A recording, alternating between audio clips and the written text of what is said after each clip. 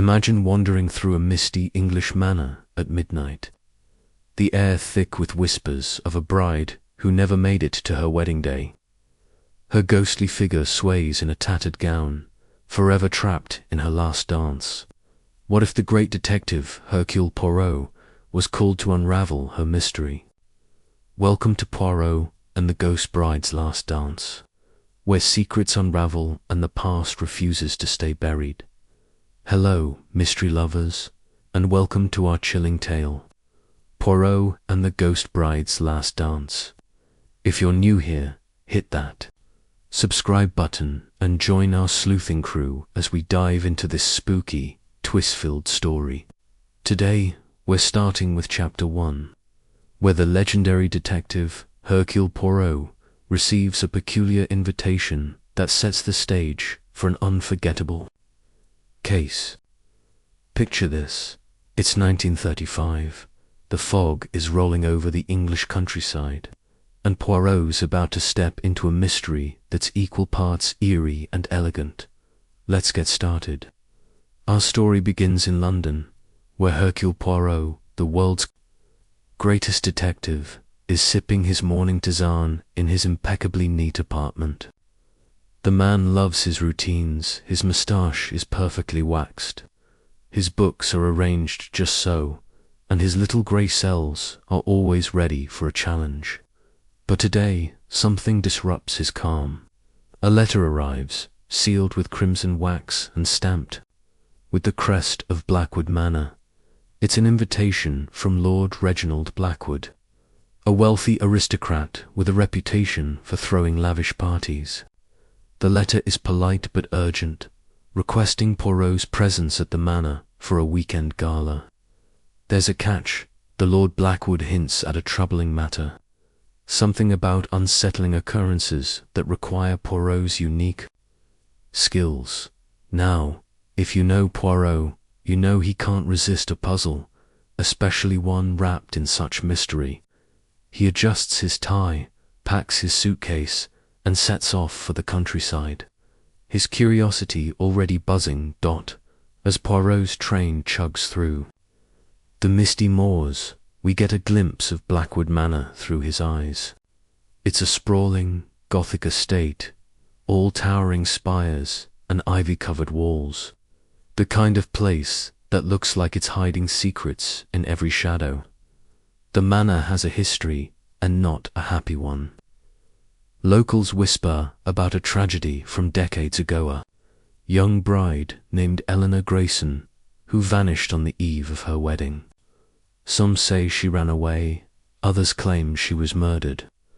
But the wildest rumors swear her ghost still haunts the ballroom, dancing alone under the chandelier. Spooky, right? Poirot, of course, doesn't believe in ghosts. He believes in facts, clues, and the power of his little grey cells. But as the train pulls closer, even he feels a shiver down his spine. Is it the fog, or is something truly unsettling waiting at Blackwood Manor? When Poirot arrives, he's greeted by Lord Blackwood himself, a tall, nervous man with a forced smile. The Lord wastes no time explaining why he's called Poirot. The gala, he says, is to celebrate the engagement of his daughter, Lady Beatrice, to a dashing young lawyer named Charles Harrow. But strange things have been happening at the manor. Flickering lights, cold draughts in sealed rooms, and, most disturbingly, sightings of a woman in a white dress gliding through the halls. The staff are terrified, the guests are whispering, and Beatrice is starting to question her upcoming wedding. Lord Blackwood begs Poirot to get to the bottom of it before the gala turns into a disaster. Poirot, ever the gentleman, agrees. But he's already noticing details. Others miss the way Lord Blackwood avoids mentioning Eleanor Grayson. The nervous glances of the butler, and a faint scent of lavender lingering in the air like a perfume. From another time now, let's talk about why this setup is so perfect for a Poirot mystery. First, you've got the isolated manor, a classic setting for secrets to unravel. Think of it like a locked room, puzzle everyone's trapped together, and no one's quite who they seem. Second, there's the mix of high society and dark history. Poirot thrives in these circles, where polite smiles hide ulterior motives. And third, the ghost angle adds a layer of intrigue. Is there really a supernatural force at play, or is someone using the legend of the ghost bride to cover up something more sinister? Poirot's already forming theories, but he needs to meet the key players, Beatrice, Charles, and a cast of quirky guests who all have their own secrets. For example, there's Mrs. Lavinia Crowe, a nosy widow who claims she saw the ghost, and Dr. Mortimer, a skeptical physician who thinks it's all nonsense. Each person Poirot meets is a piece of the puzzle, and he's already cataloguing their words, their gestures, everything. Here's a practical tip for you mystery fans out there. When you're watching a detective story, pay attention to the small details, just like Poirot does. It's not always the big clues that crack the case, it's the misplaced teacup, the odd glance, or, in this case, that lingering scent of lavender. Try keeping a notebook while you watch or read mysteries. Jot down anything that feels off. You'll be surprised how often the tiniest detail turns out to be the key to the whole thing. For now, Poirot's just getting started, but he's already got his eyes on everyone and everything at Blackwood Manor. So, what's next? Poirot's about to dive deeper into the manor's secrets, starting with a tour of the infamous ballroom where the ghost bride was last seen. Will he find evidence of a haunting, or is someone playing a very clever game? That's what we'll explore in Chapter 2, so stick around. If you're loving this mystery so far, give this video a thumbs up, hit that subscribe button, and let me know in the comments. Do you think the ghost bride is real, or is there a human hand behind these spooky happenings? We'll see you in the next chapter.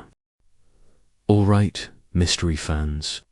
We're diving straight back into Poirot and the ghost bride's last dance.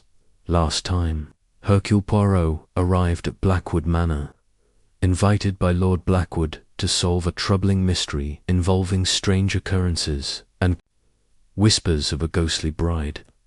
The stage is set, the players are gathering, and Poirot's little grey cells are already buzzing. In Chapter 2, we're heading into the heart of the manor, the grand ballroom, where the legend of Eleanor Grayson, the ghost bride, was born. Grab your detective hats, because things are about to get eerie and intriguing. The ballroom at Blackwood Manor is a sight to behold. Picture a vast, opulent space with polished oak floors, towering windows draped in velvet, and a crystal chandelier that sparkles like a frozen constellation. But as Poirot steps inside, guided by the jittery butler, Mr. Hawkins, he notices the air feels heavy, like the room's holding its breath. The gala is tomorrow night, and the staff are bustling, setting up tables and polishing silver, but there's a nervous energy.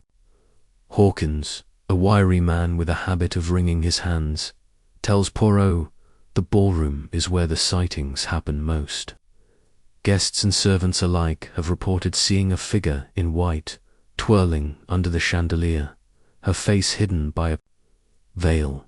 The story goes that Eleanor Grayson, the bride who vanished in 1895, was last seen here, practicing her wedding dance.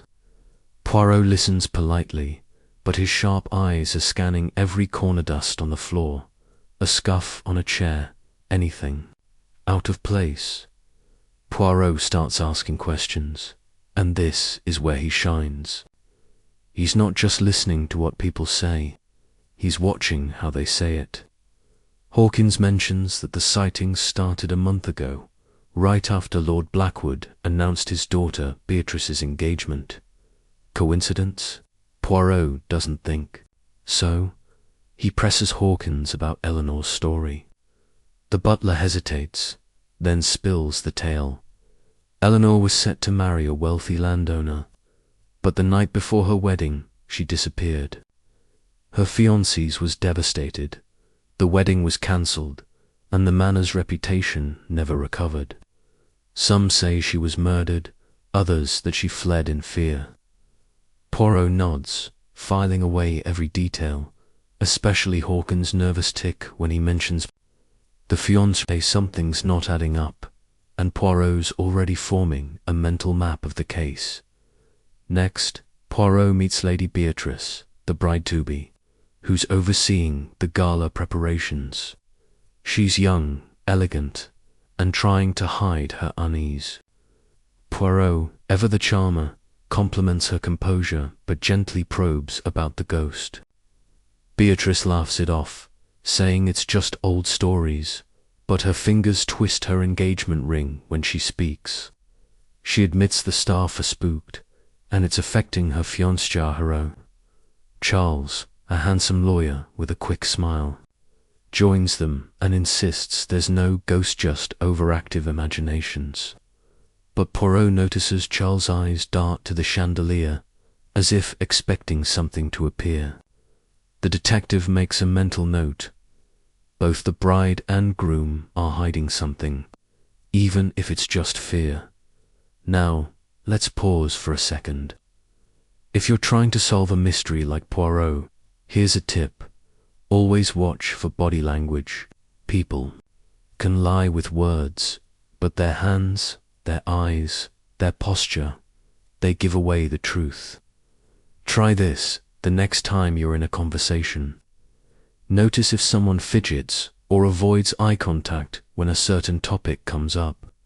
It's like a clue screaming, to be noticed. In this case, Poirot's picking up on Beatrice's ring twisting and Charles' nervous glance. These are cracks in their perfect facades, and Poirot's going to dig into them. As the day fades, Poirot decides to inspect the ballroom alone.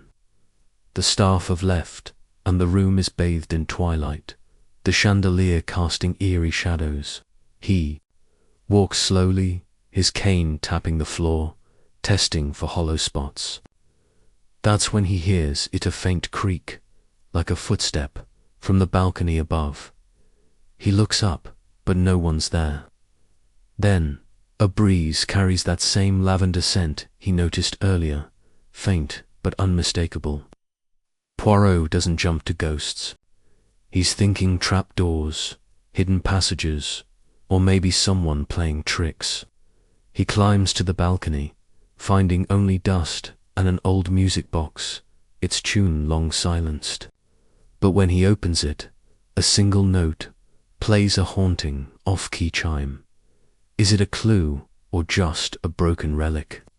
Poirot pockets a tiny gear from the music box, his mind racing with possibilities.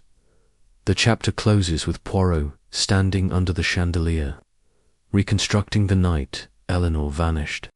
He imagines her in her white gown, practicing her dance, unaware of whatever fate awaited her. Was she betrayed? Did she run? Or is someone using her legend to stir trouble now? Poirot's not sure yet, but he knows the ballroom holds the key. He's already planning his next move, to question the guests arriving for the gala, especially Mrs. Lavinia Crowe, who claims she saw the ghost up close. Her story might be gossip, or it might be the breakthrough he needs. What's coming in? Chapter 3. Poirot's about to mingle with the gala guests, and let me tell you, this crowd is full of secrets. Will Mrs. Crowe's tale hold up, or is she stirring the pot for her own reasons? If you're hooked on this mystery, smash that like button, and drop a comment. What do you think the lavender scent means? A ghost, a clue, or something else entirely? Stick around, because Poirot's just warming up. We're back in the thick of Poirot and the ghost bride's last dance, and the plot is thickening faster than a foggy night at Blackwood Manor. In Chapter 2, Hercule Poirot explored the eerie ballroom, picking up on that mysterious lavender scent and a strange note from an old music box. His little grey cells are working overtime, and now the gala guests are arriving, each one bringing their own baggage, literal and otherwise. In this chapter, Poirot mingles with the high society crowd, sniffing out secrets and sussing out who might know more about the ghost bride than they're letting on. Let's dive into the glitz, the gossip, and the growing tension. The gala is in full preparation mode, and Blackwood Manor is buzzing with new faces. Poirot, dressed in his sharpest suit, stands at the edge of the drawing room, observing the guests like a hawk. The room's a swirl of silk dresses, clinking glasses, and forced laughter, but Poirot's not here for the champagne. He's watching for tells those little ticks that betray a liar or a nervous soul. First up is Mrs. Lavinia Crowe, the widow who claims she saw the ghost bride. She's a plump, chatty woman with a penchant for dramatic stories, her eyes gleaming as she recounts her encounter. She swears she saw a figure in white twirling in the ballroom, her veil fluttering like moth wings. Poirot listens, his mustache twitching slightly, but he's not buying the ghost story yet. He notices Mrs. Crowe's hands clutch her fan a bit too tightly when she mentions the veil, as if she's holding back a detail. Is she embellishing for attention, or does she know something specific about Eleanor Grayson's fate? Next, Poirot chats with Dr. Mortimer, a gruff physician with a nonsense attitude. Mortimer scoffs at the ghost rumors, insisting it's all hysteria stirred up by bored aristocrats. He's more interested in the manor's wine cellar than its haunted history. But Poirot catches a flicker of unease when he mentions Eleanor S. fiance from 1895. Mortimer quickly changes the subject, talking about the weather, but already jotting a mental note. Why does a man who dismisses ghosts get twitchy about a decades-old scandal? Poirot's starting to think the past is more alive than anyone wants to admit. He also meets Miss Clara Vaughan, a shy governess who's here as Beatrice's companion. Clara's quiet, but her eyes dart around like she's expecting trouble. When Poirot asks if she's seen anything odd, she mumbles about hearing footsteps in the halls at night. Her nervousness feels genuine, but is it fear of a ghost or something more human? Here's a tip for all you sleuths watching. When you're trying to spot a liar, listen for inconsistencies. People who are making things up often trip over their own stories. Try this in real life. Someone to repeat a story twice and see if the details shift. Poirot's doing exactly that, circling back to Mrs. Crowe later to ask about the ghost's veil again. Sure enough, she adds a new detail about a silver brooch she didn't mention before. It's a small slip, but to Poirot, it's like a neon sign. He's also keeping an eye on the dynamics between the guests. For example, Charles Harrow, the groom-to-be, seems overly attentive to Beatrice, but there's a strain in his smile when he talks to Lord Blackwood. Is it just pre-wedding jitters, or is something deeper at play? As the evening progresses, Poirot slips away to the manor's library, hoping to dig into Blackwood's history. He finds an old journal tucked behind some dusty tomes, written by a housekeeper from the 1890s. The entries mention Eleanor Grayson's wedding preparations, describing her as radiant but nervous, often seen pacing the ballroom alone. One entry stands out. The housekeeper wrote about a heated argument between Eleanor and her fiancé, overheard the night she vanished. The journal doesn't name the fiancé, but it mentions a gift he gave her, a lavender-scented locket. There's that lavender again. Poirot's mind races. Could the scent he's been noticing be a clue tied to that locket? He decides to keep the journal hidden for now, knowing it's a key piece of the puzzle. Back at the drawing room, the tension is palpable. Beatrice announces the gala's schedule, including a grand dance in the ballroom tomorrow night. The guests murmur, some excited, others uneasy. Mrs. Crowe loudly predicts the ghost bride will appear, earning a sharp look from Lord Blackwood. Poirot, sipping his drink, notices the butler, Hawkins, hovering near the door, listening a bit too intently. Everyone's on edge, and Poirot's starting to see the threads of this mystery weave together. Is someone using Eleanor's legend to scare Beatrice away from her wedding? Or is there a connection between the past and present that's more dangerous than a ghost? The chapter ends with Poirot standing by a window, the moonlight casting shadows across his face. He's piecing together the clues, the lavender scent, the journal's mention of a locket, Mrs. Crowe's shifting story, and the nervous glances all around. He knows the gala tomorrow will be more than a party. It's a stage where secrets will come to light. His next move: to watch the dance closely and see who or what shows up under the chandelier. Up next in Chapter 4, the gala night arrives, and Poirot's ready to catch a ghost or a culprit. Will the ghost bride make her grand appearance, or will Poirot uncover a human hand behind the hauntings? If you're loving this twisty tale, hit that like button and comment below. What's your theory on the lavender scent? Is it a ghost's perfume or a clue to a crime? Stay tuned, because this mystery is about to dance into dangerous territory. We're back with Poirot and the ghost bride's last dance, and the tension at Blackwood Manor is as thick as the fog outside.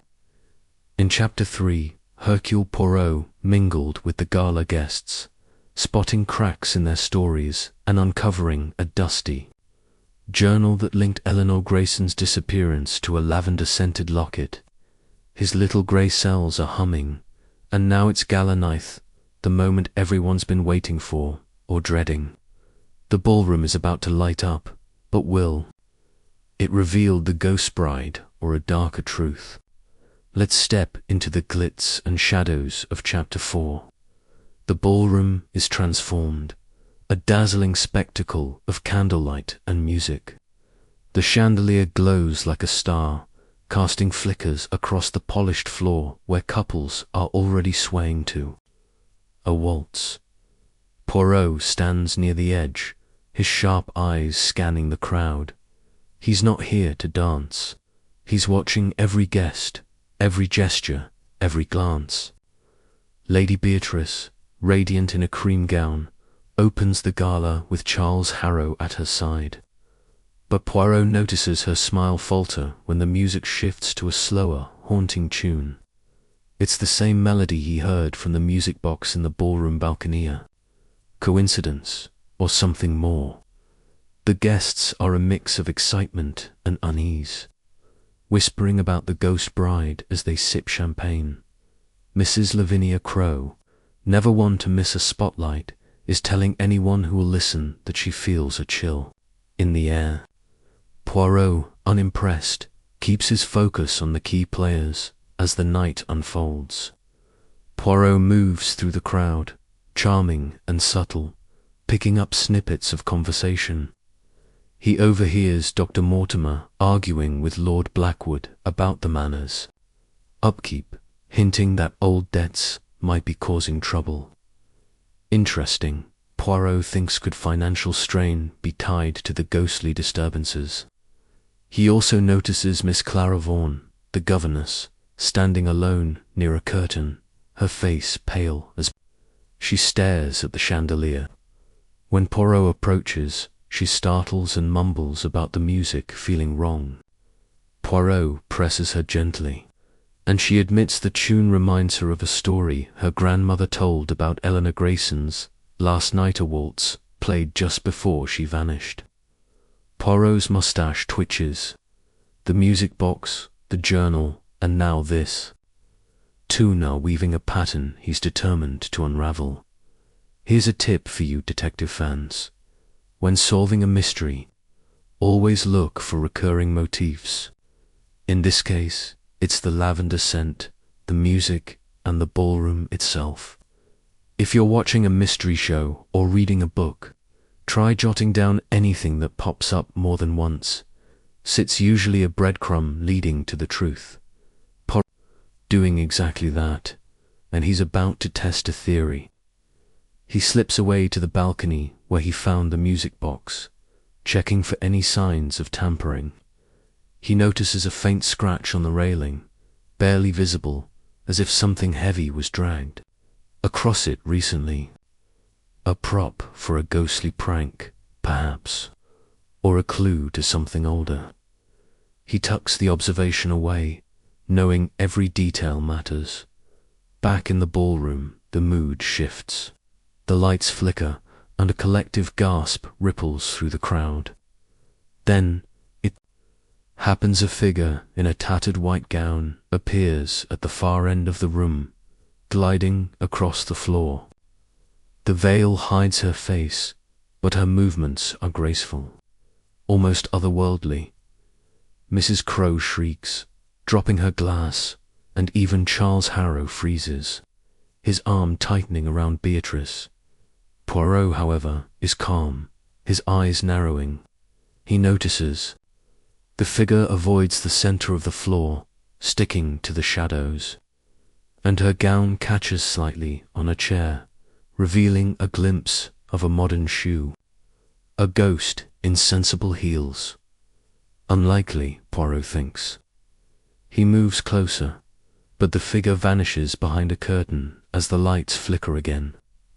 The crowd erupts in whispers, some calling it the ghost bride, others accusing someone of a cruel prank. Poirot doesn't chase the figure. He knows better than to run after shadows. Instead, he approaches the butler, Hawkins, who's sweating despite the cool night. Poirot asks if anyone was near the lighting controls, and Hawkins stammers, claiming he was too busy serving drinks. But Poirot spots a smudge of dust on Hawkins' sleeve, the same dust he saw on the balcony. Gotcha, Poirot thinks, but he keeps his cards close, thanking Hawkins with a polite smile. He's building a picture now. Someone's orchestrating these hauntings, and the clues of lavender music, dust are pointing to a very human culprit.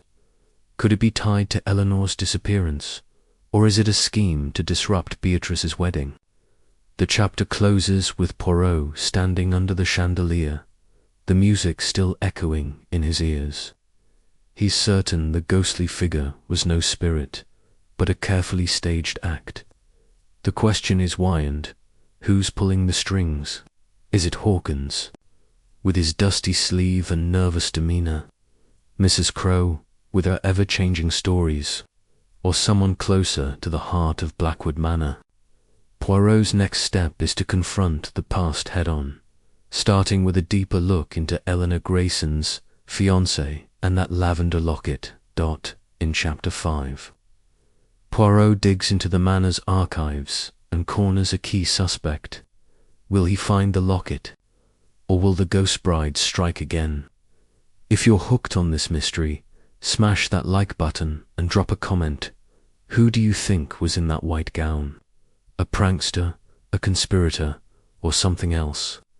Stay with us, because Poirot's about to turn up the heat on this chilling case. We're diving deeper into Poirot and the ghost bride's last dance, and Blackwood Manor is buzzing with secrets.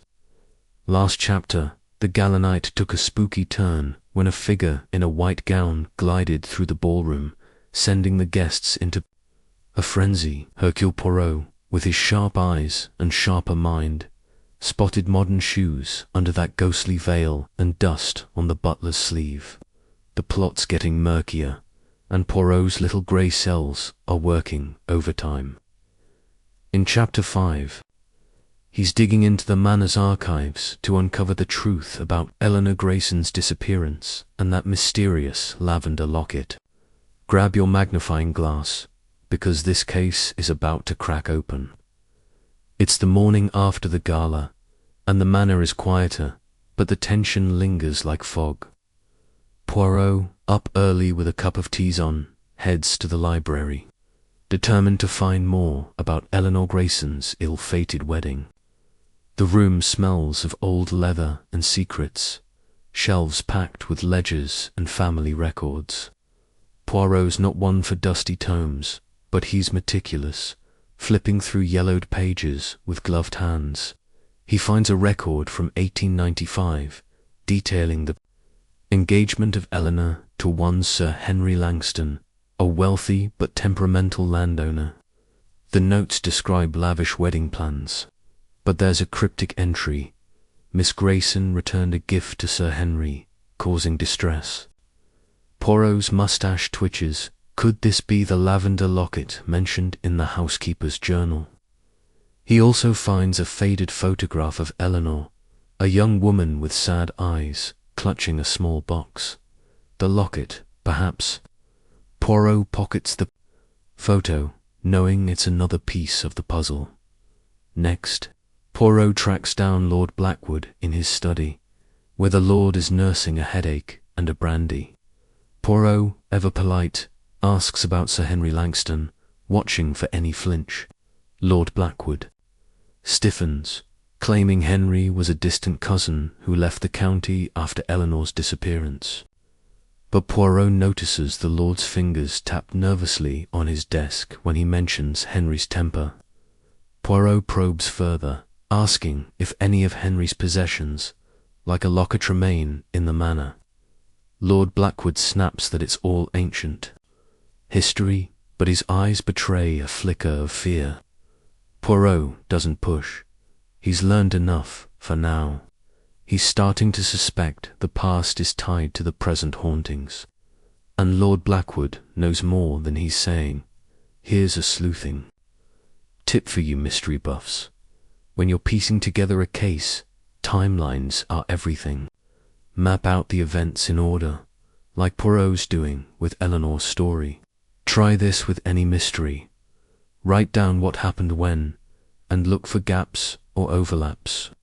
In this case, Poirot's building a timeline, Eleanor's argument with Henry, her disappearance, and now these ghostly sightings coinciding with Beatrice's engagement.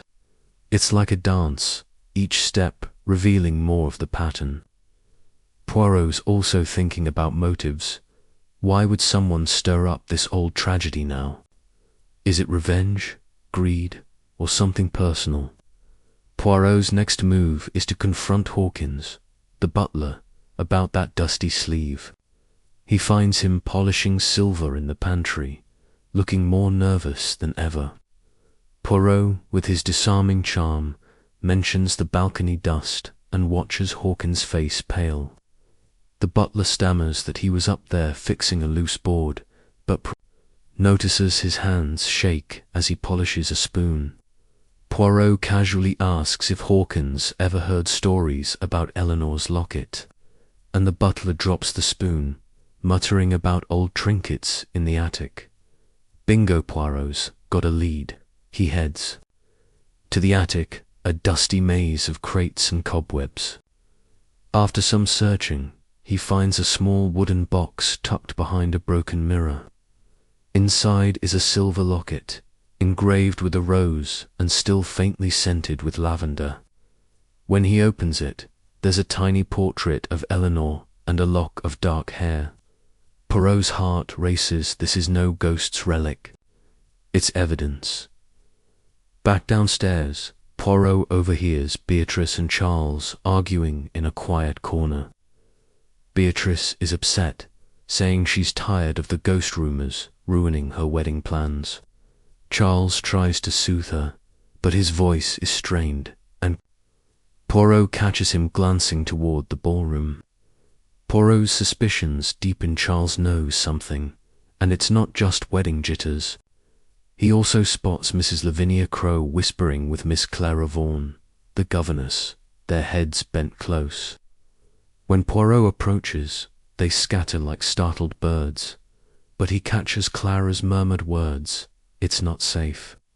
Poirot's now certain multiple people are hiding pieces of this puzzle, and the locket might be the key to unlocking it all. The chapter ends with Poirot in his guest room, the locket on the table before him. He's mapping out the connections: argument with Henry, the locket's return, her disappearance, and now these staged hauntings. Is someone using the ghost bride legend to scare Beatrice, or is there a deeper link to 1895? Poirot's next step is to test his theory by setting a trap at the ballroom, using the locket as bait. He's betting the culprit will reveal themselves, unable to resist the lure of this long-hidden treasure. In Chapter 6, Poirot lays his trap and watches the manor's secrets unravel. Will the locket draw out the ghost or the guilty? If you're gripped by this mystery, hit that like button and comment below. What do you think the locket's hiding? A love story, a crime, or something darker? Stick with us, because Poirot's about to make his move. We're back in the heart of Poirot and the ghost bride's last dance, and Blackwood Manor is practically humming with secrets. Last time, Hercule Poirot uncovered a lavender-scented locket hidden in the attic, a relic tied to Eleanor Grayson's tragic disappearance in 1895. He's piecing together a web of clues: dusty sleeves, nervous glances, and a haunting waltz that keeps echoing through the manor. In Chapter 6, Poirot sets a clever trap to catch the culprit behind the ghostly antics, using the locket as bait. The stakes are high, and the ballroom's about to become a stage for truth. Let's dive in. It's late afternoon, and the manor is still reeling from the gala's ghostly spectacle. Poirot, ever the strategist, decides to shake things up. He knows the locket engraved with a rose and holding Eleanor's portrait is a key to the mystery. His plan: let word slip that he's found it and see who takes the bait. He starts by casually mentioning the discovery to Lord Blackwood during tea, noting its intriguing connection to Eleanor Grayson. Lord Blackwood's teacup rattles slightly, and he mutters about family relics before excusing himself. Poirot's not fooled. That reaction was more than surprise.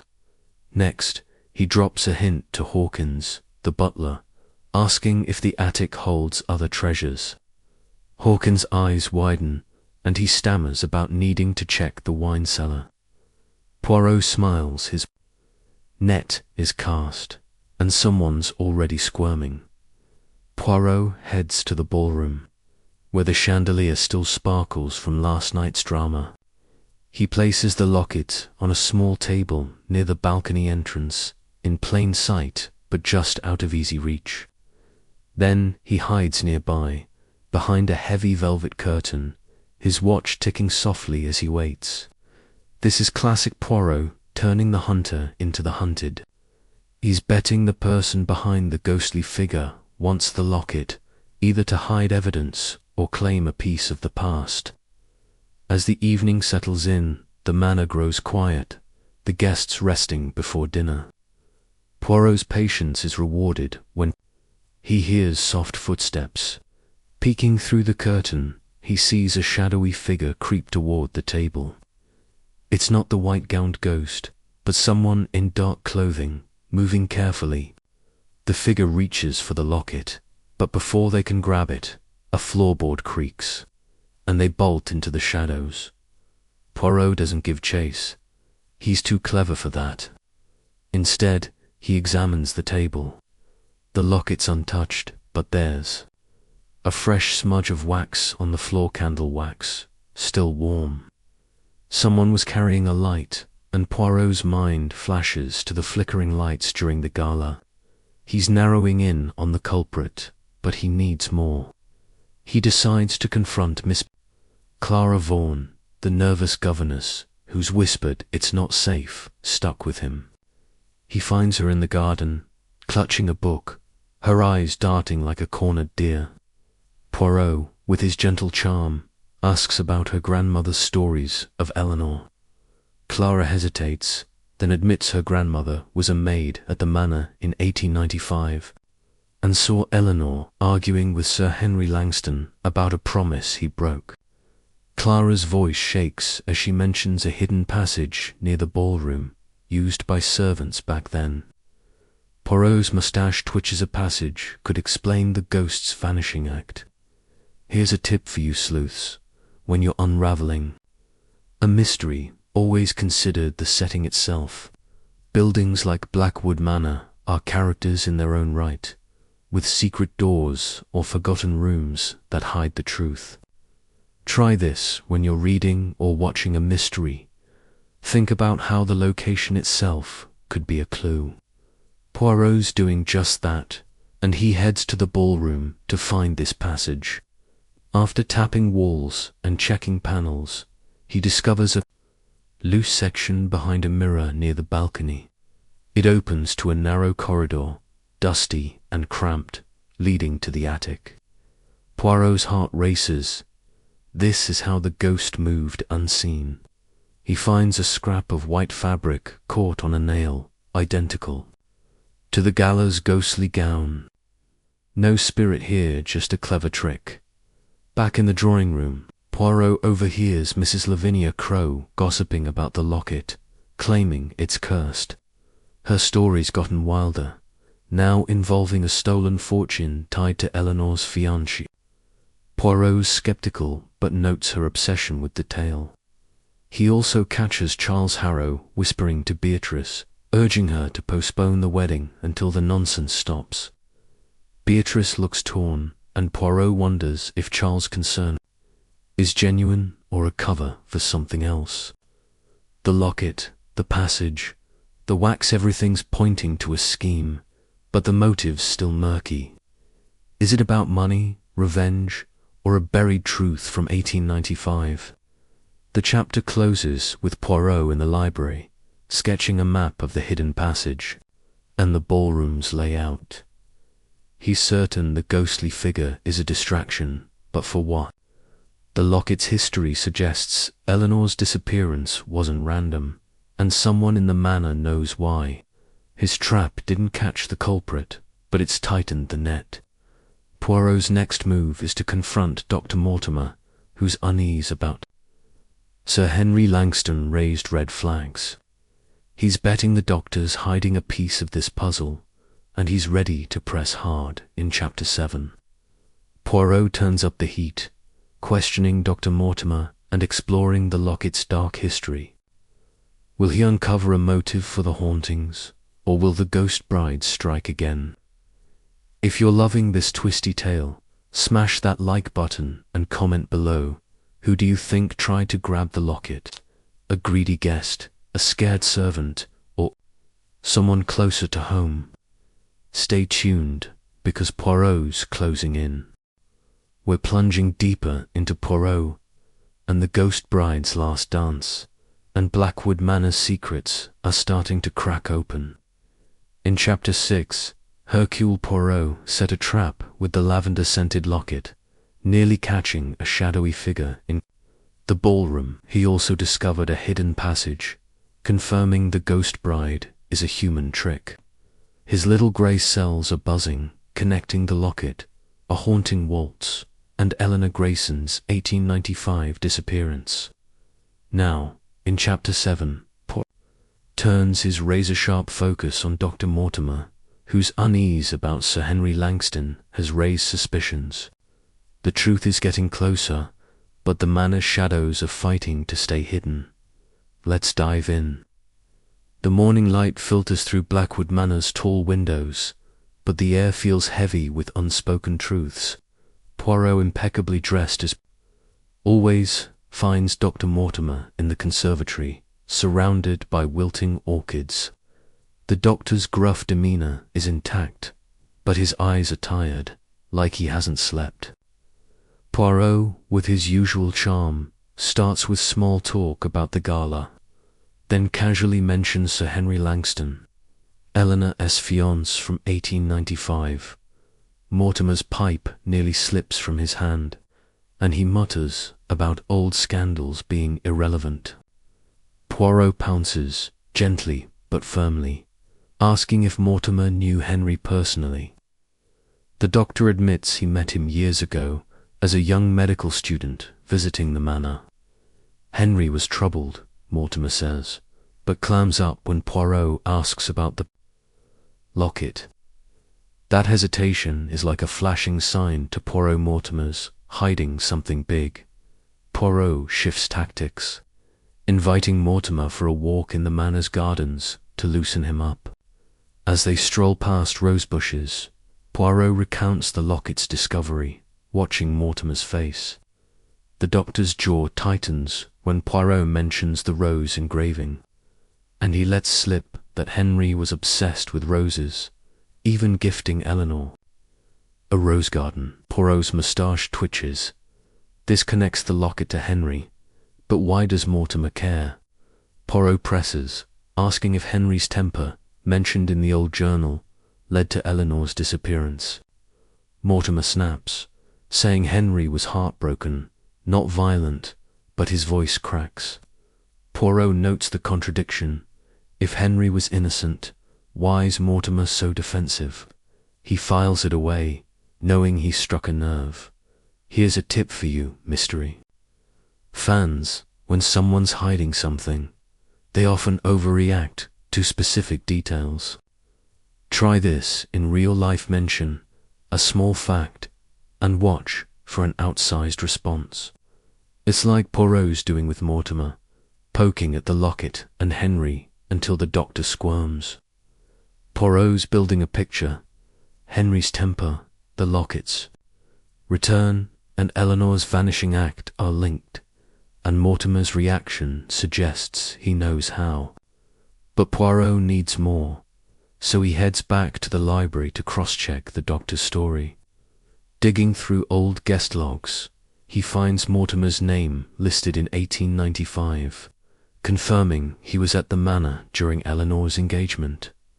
There's also a note about a medical consultation for Henry, hinting at health issues or maybe a cover-up.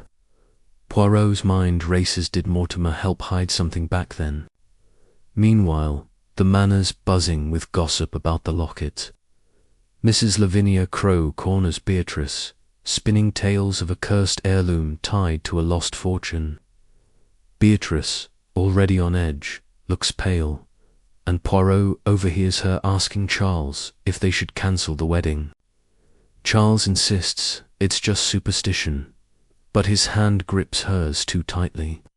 Poirot's suspicions about Charles deepen. His push to keep the wedding on track feels forced. Poirot also spots Hawkins, the butler, lingering near the ballroom door, polishing the same candlestick for the third time. When Poirot approaches, Hawkins mumbles about extra duties and scurries off. That dusty sleeve and nervous demeanor keep Hawkins high on Poirot's suspect list.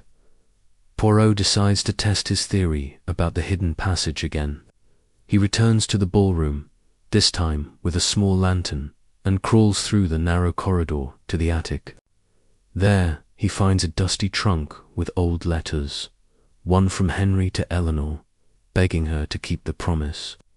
The letter's tone is desperate, almost threatening, and mentions a debt owed to the Blackwood family. Poirot's heart skips this. Could be the motive behind Eleanor's disappearance. Was it a lover's quarrel, or something more sinister, like a financial scheme? The letter also mentions a meeting in the ballroom the night she vanished, tying everything back to that haunted space. The chapter closes with Poirot in his room, the locket and letter side by side. He's weaving a tighter web. Henry's temper, Mortimer's secrecy, the hidden passage, and the staged ghost all point to a truth buried for decades. But why now? Is someone protecting an old secret, or using it to sabotage Beatrice's wedding? Poirot's next move is to gather everyone for a dramatic reveal, setting the stage for the culprit to slip up. He's betting the pressure will crack. Someone's facade. In Chapter 8, Poirot stages a confrontation, using the locket and letter to force the truth into the open. Will Dr. Mortimer break, or will another suspect steal the spotlight? If you're hooked on this mystery, hit that like button and comment below. What's Mortimer hiding about Henry? A scandal, a crime, or something worse? Stay with us, because Poirot's about to turn this ghostly dance into a showdown. We're racing toward the heart of Poirot and the ghost bride's last dance, and Blackwood Manor's secrets are practically clawing their way out. In Chapter 7, Hercule Poirot pressed Dr. Mortimer, whose defensive reaction to Sir Henry name raised red flags.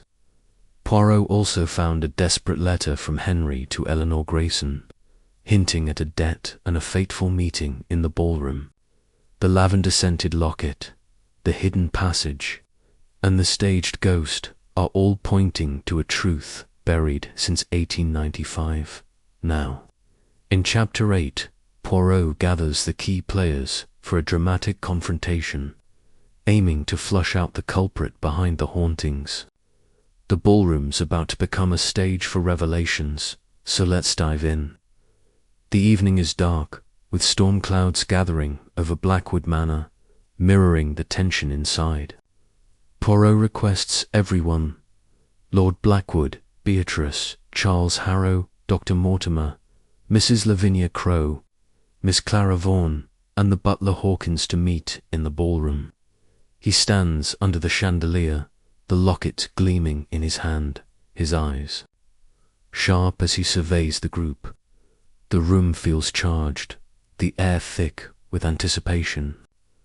Poirot begins with his classic flair, thanking everyone for coming, then lays out the mystery, the ghostly figure, the flickering lights, and the lavender scent haunting the manor. He holds up the locket, watching each face for a reaction.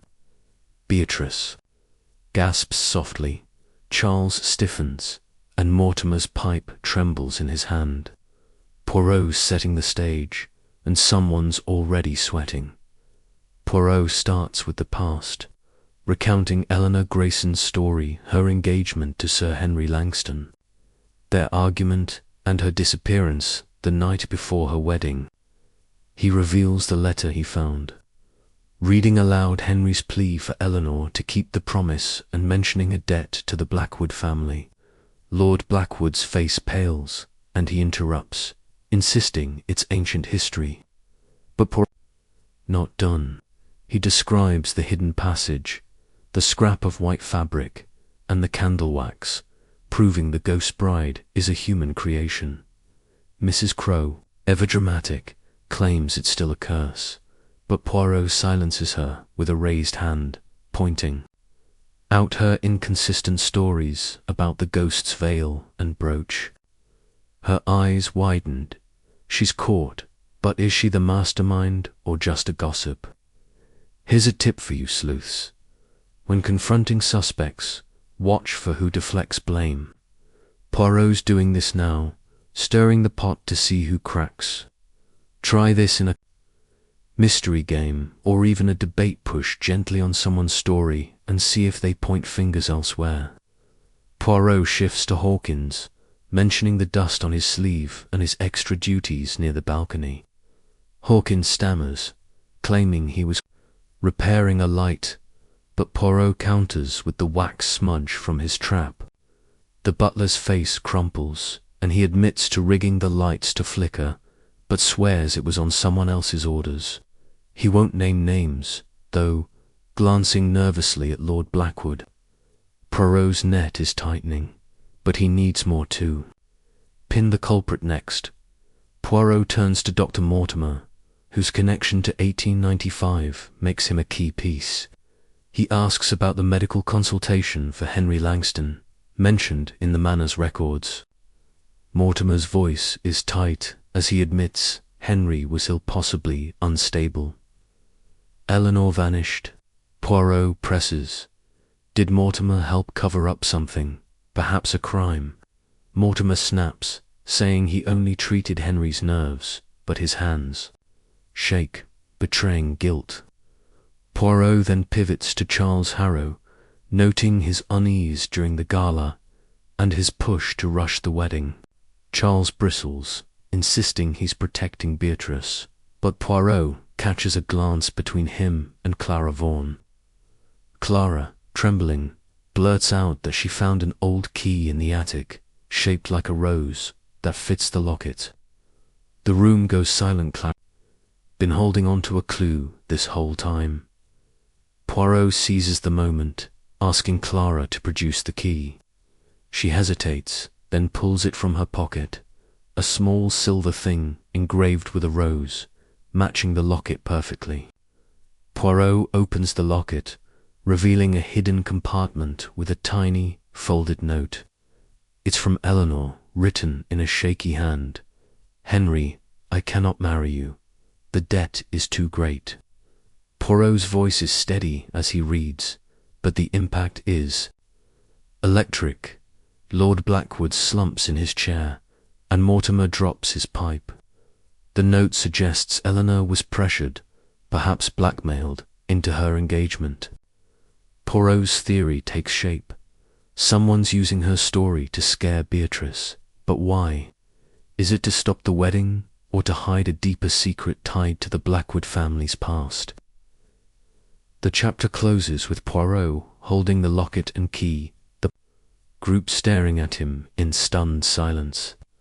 He knows the truth is Close Hawkins' rigging, Mortimer's guilt, Clara's key, and the note all point to a scheme rooted in 1895. But who's pulling the strings now? Is it Lord Blackwood, guarding a family secret, Charles, with his nervous glances, or someone else entirely? Poirot announces he'll reveal the full truth tomorrow, giving the culprit one last chance to confess. The storm outside rumbles, matching the unease in the room. In Chapter 9, Poirot prepares for his grand reveal, piecing together the final clues to unmask the mastermind. Will the ghost bride's mystery be solved, or will another twist keep us guessing? If you're gripped by this tale, hit that like button and comment below. Who's behind the hauntings? Hawkins, Mortimer, or someone we haven't suspected? Yet, stay tuned, because Poirot's about to bring this dance to a close. We're nearing the climax of Poirot and the ghost bride's last dance, and Blackwood Manor is practically vibrating with tension.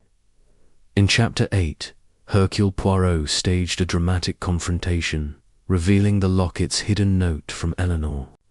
Grayson hinting at a forced engagement and a mysterious debt. With the hidden passage, rigged lights, and a rose-shaped key in play, Poirot's little grey cells have woven a tight web around the suspects. Now, in Chapter 9, he's ready for his grand reveal, gathering everyone to unmask the mastermind behind the ghostly charade. The ballroom's about to witness its final dance, so let's step into the spotlight. The morning is grey, with rain pattering against Blackwood Manor's windows, setting a moody stage. Poirot has requested the key players, Lord Blackwood, Beatrice, Charles, Harrow, Dr. Mortimer, Mrs. Lavinia Crowe, Miss Clara Vaughan, and Hawkins the butler, to meet in the ballroom once more. The chandelier gleams dimly, and the air feels heavy, as if the manor itself is holding its breath.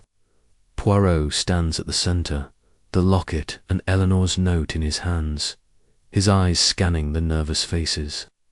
He begins with his signature calm, thanking everyone for their patience, then dives into the heart of the mystery. The ghost bride, he declares, is no ghost, but a clever ruse to hide a truth from 1895 and to disrupt the present. The group shifts uneasily, and Poirot's ready to lay his cards on the table. He starts with Eleanor's story, piecing together the clues: her engagement to Sir Henry Langston, the argument over a promise, the lavender-scented locket, and her note refusing marriage due to a debt. Poirot reveals that Henry was in financial trouble, owing the Blackwood family a fortune.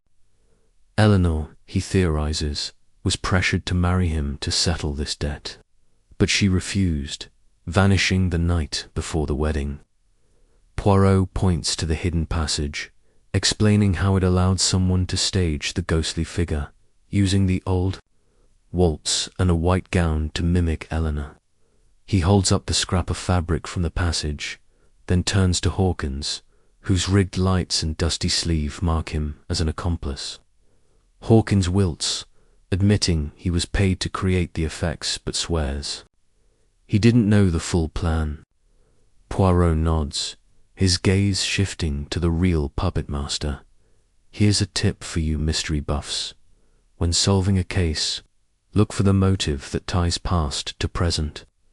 Poirot's doing this now, connecting Eleanor's tragedy to Beatrice's wedding. Try this in any mystery. Ask why someone's stirring up trouble now, not just what they're doing. Poirot pivots to Dr. Mortimer, whose 1895 visit to the manor and defensive reaction to Henry's name scream guilt. Poirot accuses him of knowing about Henry's instability and possibly covering up what happened to Eleanor. Mortimer's face crumples and he admits he treated Henry for a breakdown after Eleanor vanished, but insists he never knew her fate. Poirot's not convinced, noting Mortimer's nervous pipe dropping during their last talk. The doctor's hiding something, but is it the full truth? Poirot then turns to Lord Blackwood, whose family tied Henry to Eleanor's debt. He suggests the Blackwoods pressured Eleanor into the marriage, and her refusal led to a desperate ACP, even murder. Lord Blackwood protests, claiming his father was honourable, but his voice shakes. Poirot notices Beatrice clutch Charles' hand, her eyes wide. He shifts to Charles, whose push to rush the wedding feels suspicious. Poirot reveals a new clue, a ledger he found last night, showing Charles' law firm recently handled a land deal tied to the Blackwood estate, one that could collapse if old debts resurface. Charles pales, insisting it's unrelated, but Poirot's not buying it. Finally, he addresses Clara Vaughan, whose rose-shaped key unlocked the locket's secret. Clara admits her grandmother, a maid in 1895, stole the key to protect Eleanor's memory, passing it down as a family secret. But why reveal it now? Poirot's reveal takes a dramatic turn. He proposes that the hauntings were meant to scare Beatrice from marrying Charles, exposing the Blackwood family's financial fragility tied to the old debt. He points to Mrs. Lavinia Crowe, whose exaggerated ghost stories fanned the flames. Crowe gasps, claiming she only wanted attention. But Poirot reveals she's a distant cousin of Henry Langston, with a grudge against the Blackwoods for ruining him. She orchestrated the ghostly act, using Hawkins to rig the lights and a hired actress for the gown, hoping to derail the wedding and force the Blackwoods to sell land cheap. Crowe breaks down, admitting her plan but swearing she didn't expect it to go so far. The room erupts in murmurs, but Poirot's not done. He hints there's still one secret left, tied to Eleanor's true fate. The chapter closes with Poirot holding the locket, the group stunned by Crowe's confession. He knows Eleanor's disappearance, whether flight or foul play, holds the final key, and Mortimer and Lord Blackwood are still hiding pieces. He announces one last gathering tomorrow to reveal what really happened in 1895. The rain outside intensifies, mirroring the storm of secrets ready to break in Chapter 10. Poirot unveils the final truth about Eleanor Grayson, tying up every loose end. Will it be a tale of tragedy or treachery? If you're loving this mystery, smash that like button and comment below. Did you suspect Mrs. Crowe, or is someone else still pulling strings? Stay tuned for the grand finale, because Poirot's about to end this dance. We've reached the grand finale of Poirot and the Ghost Bride's last dance, and Blackwood Manor's secrets are about to be laid bare. In Chapter 9, Hercule Poirot unmasked Mrs. Lavinia Crowe as the mastermind behind the ghostly charade, using it to sabotage Beatrice's wedding and exploit the Blackwood family's financial woes.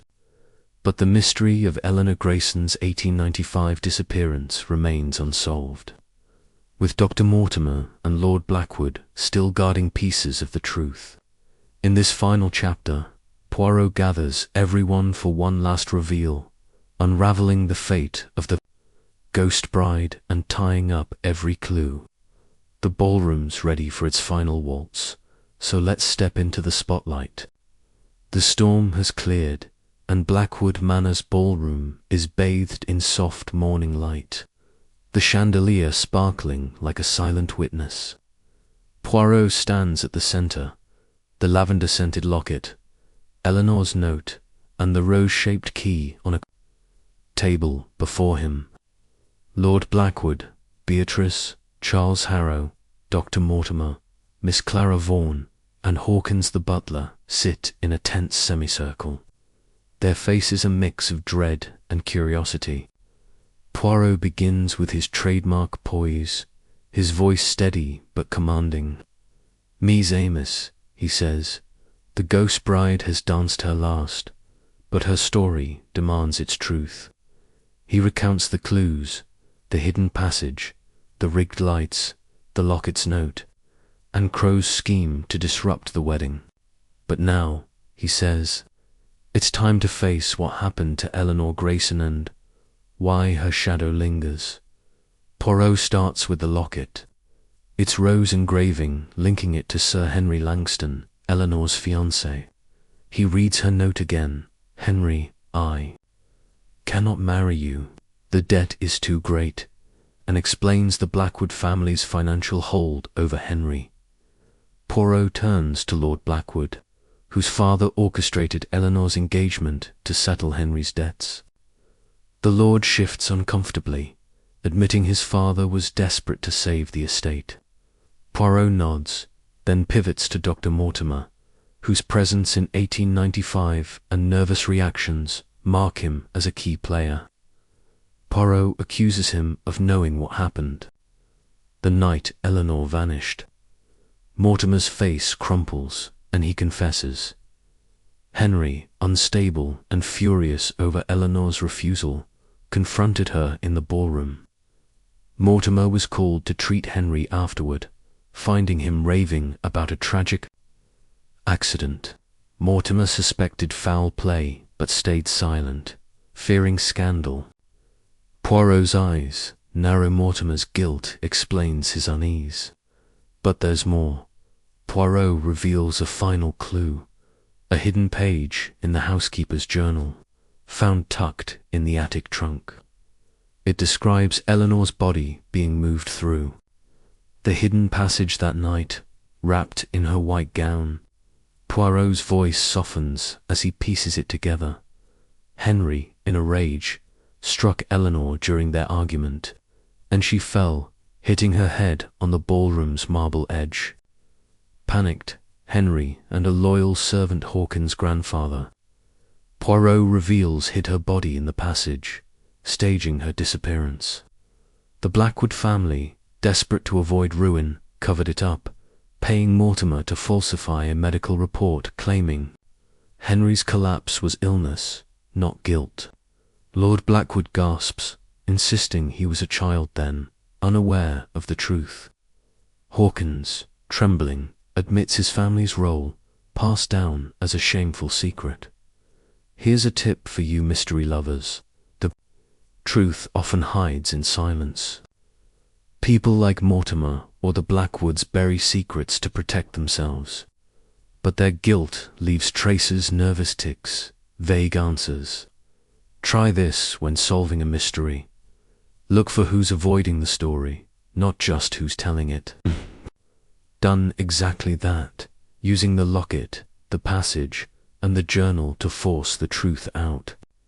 He turns to Beatrice and Charles, explaining why Crowe targeted their wedding. The land deal Charles handled could have exposed the Blackwoods' old debts, tied to Henry's ruin. Crowe, Henry's cousin, wanted revenge and profit, using the ghost to scare Beatrice away and force a sale. Clara Vaughan's key, inherited from her grandmother, was the final piece, proving Eleanor's intent to flee her fate. Poirot wraps up with a flourish, holding the locket high. Eleanor's death was no ghost story, but a tragedy of greed and rage. The hauntings were Crowe's plot, but the manor's past fueled her scheme. He hands the locket to Beatrice, urging her to honor Eleanor by living freely, unburdened by old debts. Beatrice, tears in her eyes, nods, clutching Charles' hand. Mortimer, broken, promises to confess to the authorities, and Lord Blackwood agrees to open the family records. The ballroom feels lighter, as if Eleanor's spirit can finally rest. The chapter closes with Poirot stepping onto the balcony, gazing at the manor's gardens. His little grey cells have triumphed, untangling a web of lies spanning decades. He adjusts his tie, satisfied, but already curious for the next puzzle.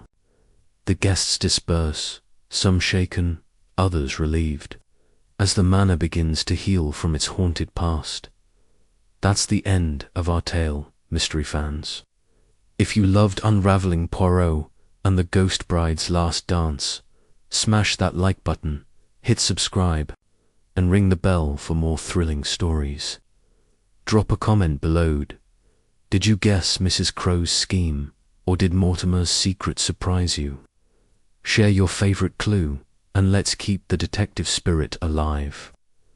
Until next time, keep your eyes sharp and your mind sharper.